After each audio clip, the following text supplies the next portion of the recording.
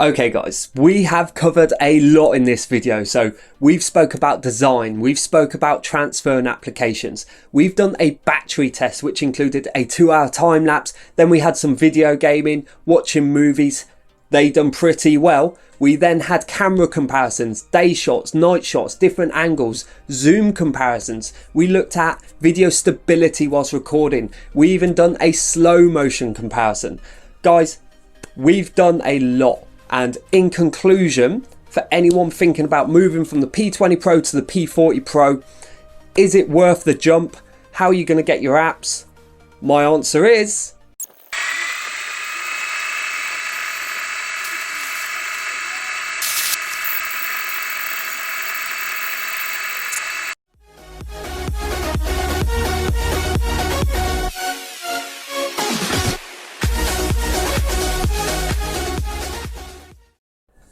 Okay guys, I am pumped for this one. So we've got old school taking on new school. P20 Pro versus the P40 Pro. Now, there's a lot of P20 Pro users out there, Android users, and even some Apple users with the same burning question. Is the P40 Pro worth it? Hopefully this is going to help. So in today's video, we're going to look at design. We're going to do a camera comparison. We're even throwing in a quick battery test. Well, quick for you guys to watch. It took me 10 hours, but hey, for you, it's worth it. So guys, make sure you got some food, get a drink, buckle in. Before we jump into the exciting stuff though, I want to quickly cover off something that we're seeing more and more in YouTube reviews, articles, and social media. And that is apps. So there's still a lot of people out there that believe because the P40 series doesn't have access to the Google Play Store or its services, that they won't be able to get the apps they love, whether it be banking, social media, Excel, Netflix, Spotify. That's just not the case. So yes, it doesn't have the Play Store. However, this still runs on the Android open source project, which means instead of one store, you can draw from many stores. So it's actually giving you a bit more freedom. So for example, I bank with Halifax and it works absolutely fine, no problems on my phone. Now there are some banking apps that won't work, and it does appear HUAWEI are working on that, but I will try and include as much as I can in the description for you guys. So what you want to do if you're going to get one, and I'm not going to go into a huge amount of detail on this, there will be a video on Phone Clone above. So Phone Clone is HUAWEI's data transfer tool. It's installed on all HUAWEI phones. You can install it from the iOS store or from any other Android store. All you would say is, this is the old phone, this is the new phone, my data's coming from, in this scenario, a HUAWEI. You'd pick up the old phone, scan the QR code, they will start a pairing process. Once they're paired, this will allow you to transfer all your data over. And to be honest, probably about 90% of your apps will transfer over. But if it needs GMS, they won't come over. So for example, YouTube needs Google Mobile Services. So you won't be able to use that app and that won't transfer over. However, you can always just save a shortcut to your home screen or access it through the browser. And if you're someone that thinks, look, that's not for me, I can't live without the physical YouTube app, then that's absolutely fine. The P40 Pro may not be for you yet, and HMS may not be for you. And that's absolutely fine, because it's not going to be for everybody in the world, because if that was the case, we wouldn't need more than one mobile phone manufacturer. However, for everybody else that's just concerned about your general day-to-day applications, you can get them. And there's a whole variety of ways. As I said, Petal Search is a great one. We'll put a link on screen. Phone Clone is an easy one again. We'll put a link on screen for you guys. So now we've covered that off, let's jump into design. So the P20 Pro, we're not going to talk about too much. We're very familiar with the design. It came out with its triple Leica camera and a stunning glossy finish on the back, although it does leave fingerprints, which can be a little frustrating sometimes. Now on the newer P40 Pro, it's really sort of up the style. So it's a lot more, in my opinion, timeless, a bit more elegant, a little more sophisticated, and it still has a sort of shine to it, which is really nice. So it does still reflect a bit, but it also has a matte finish, which means that it massively helps reduce those fingerprint marks left behind. which is just a big bonus.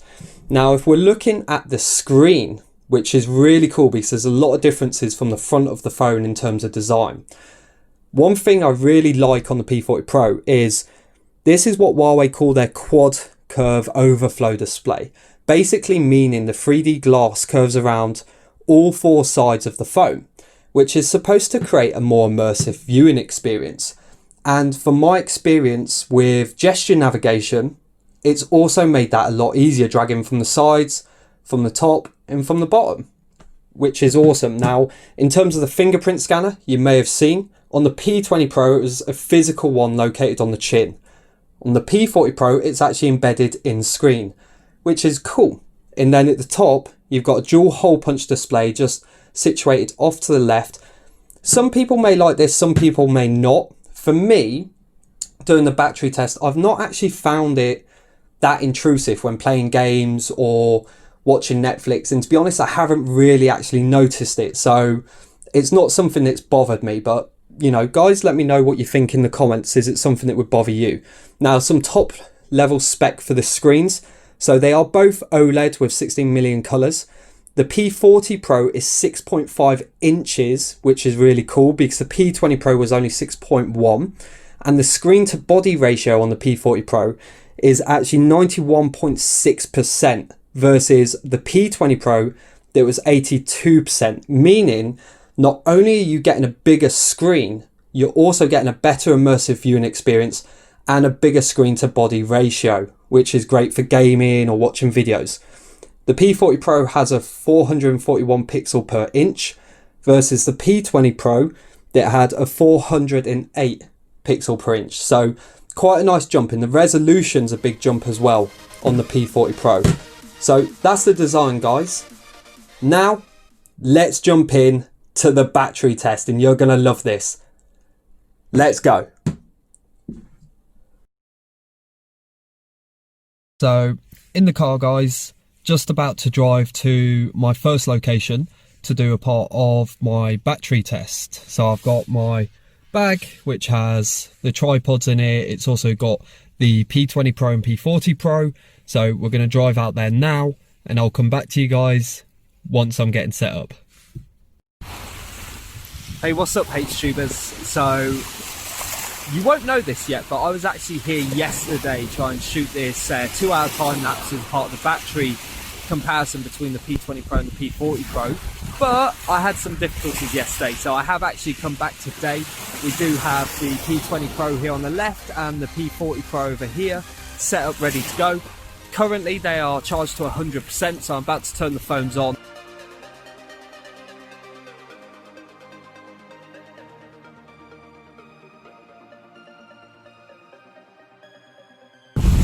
So I'm sure, as you can see, it's extremely windy down here on the south coastline of England, and it's pouring down as well. I've got the phones set up, and they are actually set up very, very close to where the tide is coming in. So I am currently just trying to find out if this tide's coming in any more than what it currently is. Because if it is, then I may potentially need to pause and relocate the cameras. But hopefully it's going to start going out soon, and we can tough it out. We'll have some fantastic time lapses, and more importantly, we'll see how the battery's done.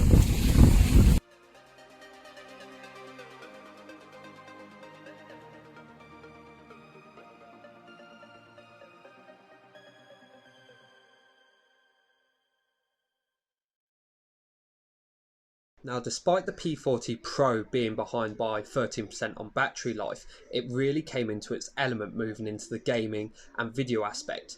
This is mostly going to be thanks to the Kirin 995G chipset, but to still be playing 90Hz refresh rate on a bigger screen and gain almost 2 hours 14 minutes more battery life definitely goes for the win.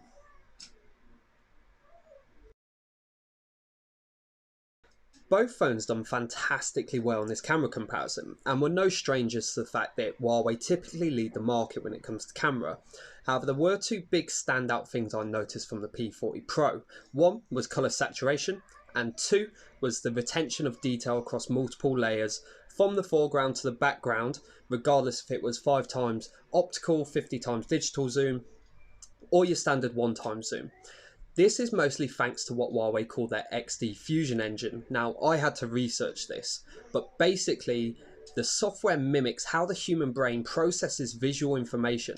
So it gives greater detail for color, dynamic range, bokeh effect, across a lot of other factors, just building for better quality images. So whilst both phones done well, the P40 Pro definitely has some nice advantages and I feel takes the win on this.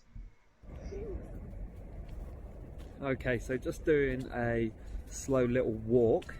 Both the P40 Pro and P20 Pro are shooting at 4K resolution. P20 Pro will only go to 30 frames per second, whilst the P40 Pro does go to 60 frames per second. So already this is really interesting. You can see the low light capability of the P40 Pro handles darker environments a lot better than what the P20 Pro does. And I'm also seeing the P20 Pro, when the sun is breaking through the leaves, doesn't handle that harsh sunlight overly well, whereas the P40 Pro does. I also just noticed the P20 Pro, as we were walking from dark to light, wasn't able to adjust overly well to the change in light environment, and it was quite a harsh flip. So where it was coming out of dark to light, whereas the P40 Pro just integrated a lot nicer. The stability so far whilst walking on the P40 Pro is pretty much miles ahead of what the P20 Pro is. So we are just going to do a quick little jog and then into a run, just see how they handle that. So just doing a little jog.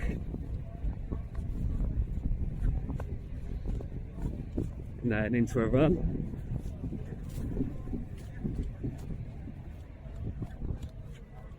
To be fair, we did just go down a hill. Cool. So we'll watch that back, but from what I could initially see, whilst trying not to break my leg coming down that little bit of a hill, was, as expected, the P40 Pro's stability, even whilst running, is leaps above the P20 Pro. But we've got to remember the P20 Pro is a 2-year-old device, so I think it's fair to say we probably would have this expectation that actually the P40 Pro would be able to handle this a lot better than the P20 Pro does. But just as an idea of the developments the P series has had over 2 years, I think is a pretty nice comparison.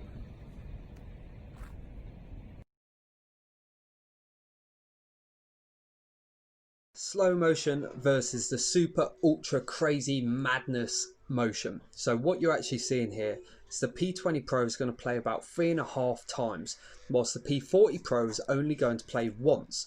Now that's because the P20 Pro can only go 32 times slower than what I was actually recording, whereas the P40 Pro can go 256 times slower with a massive 7,680 frames per second. That's a big jump versus the 960. So kudos to the P40 Pro for its slow motion abilities. The nighttime photography was really interesting, and again the P40 Pro had some standout points for me. Same as the daytime, saturation and retention of detail. It also handles darker environments a lot better. Now you'll see the retention of detail when we come to the zoomed versions of these, which you can see now. Now this is thanks to a couple of different reasons. One, the primary camera on the P40 Pro is a 50 megapixel versus a 40 on the P20 Pro.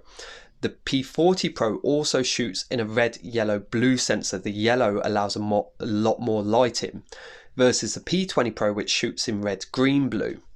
Now the ISO on the P40 Pro, which is what allows the camera to brighten up images, is 409,600 versus the P20 Pro, which is 102,400. So the P40 Pro definitely takes the win for nighttime photography. Again, both done very well, but the P40 Pro has had a really nice advancement over the 2 years. So in conclusion, guys, we've looked at a lot of different aspects of both these phones, the P20 Pro and the P40 Pro. Now, The P20 Pro is a phone that I've fallen in love with over the 2 years. You know, this is a personal phone. I actually went out and bought this myself 2 years ago when it launched, and this for me set a very high benchmark and expectation around what smartphone photography is actually capable of. And there are aspects I like about this. You know, I love the dedicated monochrome lens. I've got some stunning shots with that, but thanks to the AI capability of the P40 Pro and the advancements in the camera, you can still get near enough the same quality for black and white photography. Now, there is an element of the P20 Pro that I like when we're talking about photography, and it's probably one of the only things that I do really like is the oversaturation. I know that's going to be a bit of an unpopular opinion, but coming from a bit more of an artsy background, I love that pop. You know, that's what I studied at university was art. So just seeing those really bright, boom, vibrant greens, blues, you know, that just stands out for me. However, and to contradict my own opinion, I do also like the natural color tones the P40 Pro provides. Reason for this is, one, visually it just looks more natural, it looks more pleasing to the human eye, but also from an editing background. Now, I'm not a big editor, but I'm getting into it a bit more and more. You know, if I was going to edit an image from this, I will be editing something that's already a bit saturated in terms of color, whereas with this, I'm going to be editing from a more neutral ground. The other thing I loved about the P40 Pro, which blew me away, that the P20 Pro just couldn't match up to, was retention of detail, regardless of what zoom capacity you were using. As we've seen in the nighttime shots with the close-ups of those photographs, the P40 Pro not only illuminated a lot more of the image, but it also offered a much better retention of detail the closer in you zoomed, which was stunning. Obviously, if you're going to take these photos from anywhere further than your phone, ideally that is what you want to see. In terms of stability, look, the P20 Pro at the time, you know, was good. However, the P40 Pro is leaps and bounds ahead of what the P20 Pro can do in terms of recording, which is just stunning. As I said in the video, we sort of expect that for 2 years later down the line, but still didn't take away from the fact that it blew me away. Design, again, look, the P20 Pro, you know, it was nice at the time. My only bugbear was the fingerprints on it. P40 Pro design, it's a lot more contemporary, sophisticated, stylish. You know, I love this quad curve screen. It really has built for a more immersive viewing experience. That's my opinion, but let me know what you think. You know, having the fingerprint scanner embedded in screen as well just feels a lot more fluid. The whole device just feels like a one whole nice solid package. In terms of battery life, getting an extra 2 hours 14 minutes at a higher refresh rate is never a bad thing, you know, and that was a 2 hour time lapse, several hours gaming. I think we got through 3 movies on the P40 Pro. You know, that's intensive back-to-back use at a 90 Hz refresh rate. That's pretty impressive, and that will definitely tick a lot of people's boxes. Now, the last thing that I'll draw on, guys, is applications. And look, again, this is how I feel, my opinion. I have all the applications I need on here. So just looking at the phone, I've got my Halifax on here. I've got Spotify on here. You know, I've got all of my social media. TikTok, that's right. We are on TikTok, HTube official. Check it out. It's pretty funny. There's nothing I'm missing from here. And I'm one of these guys, you know, I'm happy to use YouTube now and again as a shortcut through the browser. That's not a problem for me. So it's not as difficult. It's not as scary as what you may be led to believe on various social media platforms. So guys, you know, we've looked through it. My final thoughts are, if you are happy with those couple of easy steps we addressed at the start of the video to get your phones, your apps onto this P40 Pro, then is it worth jumping from the P20 Pro for? 100%. You know, I've not been disappointed with this phone, and the applications aren't a big deal for me. If you can get over that initial little hurdle, then definitely go for it. But guys, that's my opinion. Please do let me know what you think in the video. Drop your thoughts, drop your comments. I thank you so much for staying tuned. Don't forget, when we hit 250 subscribers, we're going to be giving away a free pair of FreeBuds 3 or the newer announced FreeBuds 3i, whichever one takes your fancy. All you have to do, hit that subscribe button, smash that bell so you get future notifications. And guys, I look forward to seeing you on the next video. Thank you and enjoy the rest of your day.